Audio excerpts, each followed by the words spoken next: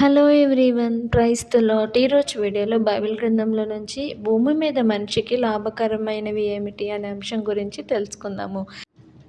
భూమి మీద మనిషికి లాభకరమైనవి ఏమిటి అని దేవుని వాక్యం నుంచి మనము గమనించినట్లయితే, అన్నిటికంటే ముఖ్యంగా దేవుని వాక్యాన్ని మనము విని దాని ప్రకారము జీవించటము ప్రతి మనిషికి లాభకరమైనది అని మనము తెలుసుకోవాలి. వాక్యానుసారంగా జీవించటము ఎంతో ప్రాముఖ్యమని మనము గ్రహించాలి.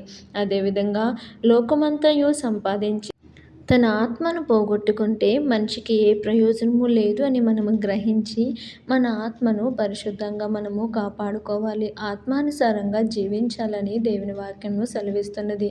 అదేవిధంగా దైవభక్తి అన్నిటికంటే లాభకరమైనదని గ్రహించాలి. దైవభక్తి ఇప్పటి జీవం విషయంలోనూ రాబో జీవం విషయంలో అన్ని విషయాల్లో ప్రయోజనకరమైనదని గ్రహించి మన జీవితానికి ప్రయోజనకరమైనదని మనము గ్రహించాలి. అదేవిధంగా దేవునికి భయపడుతూ ఆయన ఆజ్ఞలను గైకొనుట మనిషి యొక్క కర్తవ్యం అని మనము గ్రహించి ఎల్లప్పుడూ దేవుని యందు భయభక్తులు కలిగి జీవించాలి. ఈ విధంగా ఉండటము గొప్ప ప్రయోజనకరమని మనము గ్రహించాలి. జ్ఞానాన్ని పొందటము అన్నిటికంటే శ్రేష్టమైనది. వెండి సంపాదించుట కంటే, బంగారము సంపాదించుట కంటే దేవుని యొద్ద నుండి జ్ఞానము సంపాదించుట ఎంతో ప్రయోజనమని మనము గ్రహించాలి. అదేవిధంగా నీతి మార్గంలో మనము నడిచినట్లయితే గొప్ప లాభాన్ని కలిగిస్తుందని మనము గ్రహించాలి. అదేవిధంగా సంతుష్టి సహితమైన దైవభక్తి గొప్ప లాభ సాధనమని దేవుని వాక్యం సెలవిస్తుంది.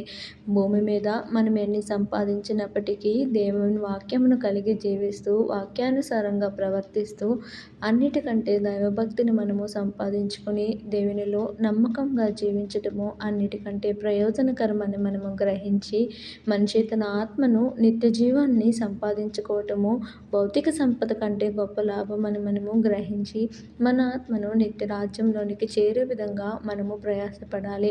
ఆ విధంగా ప్రయాసపడుతూ దేవుని నామానికి మహిమ తెచ్చే విధంగా మనము జీవించటానికి దేవుడు మనకు సహాయం చేయునుగాక. ఆమేన్.